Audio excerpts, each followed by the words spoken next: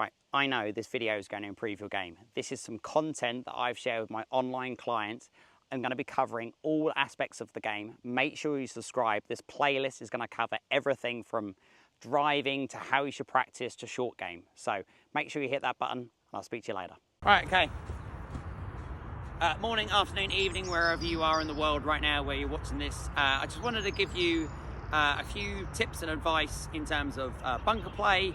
I'm only going to send it to you subscribers because obviously I really appreciate your support, and hopefully this may give you a couple of ideas the next time you are in a bunker, practicing your bunker play, etc. Of course, I'm more than happy to look at your bunker play individually, so if you have the opportunity to film yourself whilst doing a bunker shot, then again, same sort of process, face on, down the line videos would be fantastic, and I can give you a little bit more of an individual help.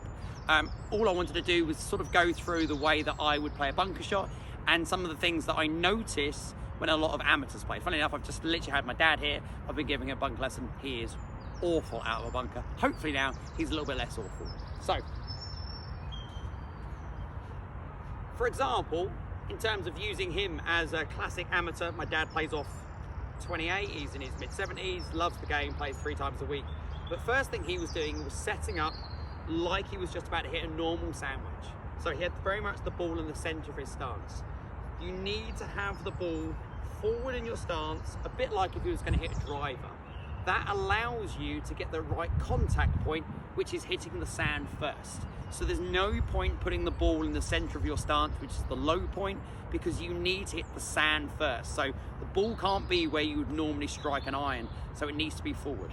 Second thing that he was doing that was incorrect is he wasn't using his sand wedge effectively.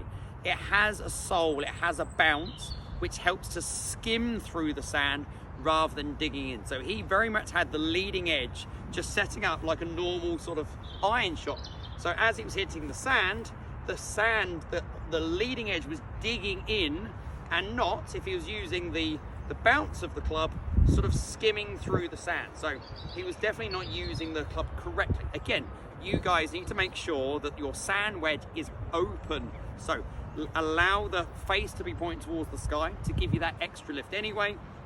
The logo on your grip, if you have one, should be obviously pointing to the right hand side, and then it's a grip. So you can see that my Golf Pride logo is very much over to the right hand side. So with the ball forward, and now exposing the bounce of the club to the sand, that's going to allow me to make good contact and hopefully skim through the sand. Secondly, I want to feel them a little bit lower, so I want to have a nice low base. I can do this by 2 factors: wiggle my feet into the sand and have a wider base that just lowers my center of gravity. And what I want to do is encourage myself to be a little bit in my lead side and keep the pressure in my lead side all the way through the shot.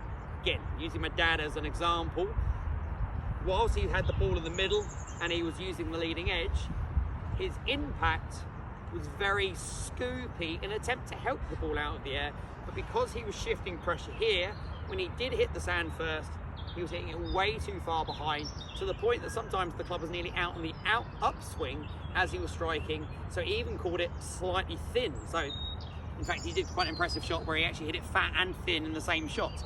Entered the sand way too early, club was coming out of the sand, then made contact with the ball, and obviously it just shot the face or it flew into the bush the other side. So you need to feel, with the club open, the ball forwards. I like to get really low in the shot as well, and also to help, you can lower the handle. That really exposes the bounce and gets the club face pointing square again. So as much as the club face is open, which normally looks like it's pointing right, if I lower the handle, lower the grip, it now points nice and square. So from this sort of position, I want to feel that I'm looking at the sand that I'm trying to hit. A nice size back swing, depending on obviously the distance I'm trying to hit. And for me, you need speed and acceleration through the sand. You need to be very committed to the shot, a nice long follow through regardless of the shot you're trying to hit. You need speed. That speed where you enter the sand first is therefore going to get the ball lifting up. If you're slowing down into the shot because you're a little bit too worried about distance, you lose all the momentum in the club. No energy is transferred to the ball because there'll be a cushion between the club and the golf ball. It's not like a normal shot. You need to hit sand first with speed And then that sand is therefore going to help you to lift that ball out of the bunker. If you don't have the speed, your ball's going to end up in front of you. In fact, let me do a couple of I'm going to say now these are going to be bad demonstrations, so then hopefully when I do a good demonstration, you'll know the difference. So, for example, I'll be my dad, ball in the center, leading edge, and then it was very much sort of like that. Oh, that was clever.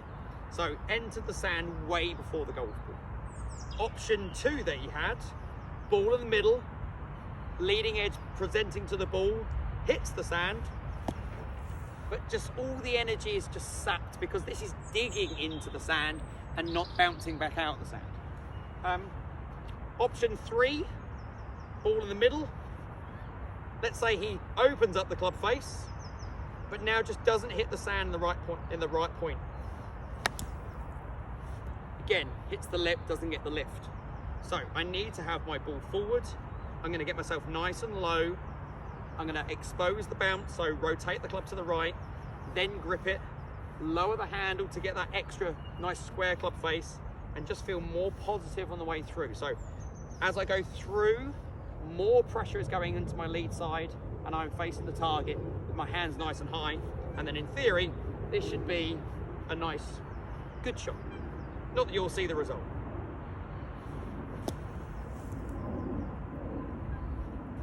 The result was good, but what I don't know if you can see on the camera is I've drawn a line. Now this for me is your best practice. I actually can see from a visual perspective is that I hit the sand a little bit too far behind that line. That line is my visual to look at. I'm not going to look at the ball while I'm striking it because I actually want to hit the sand first, so I need to visualize that. And I can see if I entered too early or too late into the sand. But because I had enough speed, hitting it a little bit too much still allowed me to have the momentum to get it out, which is why a bunker shot shouldn't be a scary shot. That was not a good connection. I connected in the wrong place, but because I had enough speed, there is room for error. So when you get in a bunker, which a lot of us I think get very nervous and would rather be in thick rough than in a bunker, but then if you look at the other side of the coin in the professional game, they always talk about on the commentary, they want to be in a bunker, they get more control, but there is also more room for error. As long as you have yourself in the correct setup position and have the right mentality, as in speed through the shot, it shouldn't be a scary shot. So, shuffle down, open up that club face, weight left. I'm going to try and hit that line first and get this ball just popping out. That was actually quite a nice one. Now, let me move you and then I can show you the last 3 from a down the line perspective. And I'll give you a nice view of where I am. So where I am actually right now, here you go, long story short, I used to work here. This is not Hampton Court where I do my normal coaching. This is actually a place called Silvermere. I worked here about 15 years ago before I started my own business. Clubhouse over there, but also, long story short, I've actually had my wedding reception here. So when I was married, I actually had my wedding reception. Now the last 2 holes, over there in the distance is the 17th, all over water to a green, which is the other side of those bushes. So that is like a 150-yard par 3, all over water. And then this last hole, the tee is over there in the distance. You actually hit the ball to here, and then from here, you hit to an island green, which in a summer's day, sitting in that bar with a beer, watching people go plop, plop, plop, plop, plop, is beautiful. Not that any of you guys would do that. Right, let's just get you face on. Of course, if you've got any questions about anything, any other specific requests, I am now the weather's going to get a little bit better, a little bit warmer, I am going to do some more content in terms of chipping, putting, etc. If you've got any questions about anything, then bear with me, I will get it done. Now, you can barely see that flag, but I'm going to go for that flag just there, up there. Right, last 3. Let's just put you there. This lip is pretty brutal, actually. You'll see in a minute, and obviously I'm a short guy, but you'll see how much it's quite high. So, shuffle my feet in, ball forward, rotate the club, focus on that line that I'm going to put. So obviously you can't do that in a competition, but practice always do a line for me, really. I'm going to focus on length of backswing, speed and acceleration. That didn't look too bad. Not trying to help it, not trying to scoop it, just rotating through the golf ball, focusing on the sand, and then accelerating through the shot. Oh, that wasn't a very good one to finish on, was it? I'll do one more. Oh, I'll be honest, this bunker does seem to have either a lot of sand or not a lot of sand. Okay, last one. Too much sand, but enough speed to get it out of the bunker. Right, guys, I appreciate all of you. Hope you're all well. Any questions, feel free to fire away. And if you want me to look at your bunker play, take some videos, send them in, and I'm more than happy to do so. Right, have a good day, guys.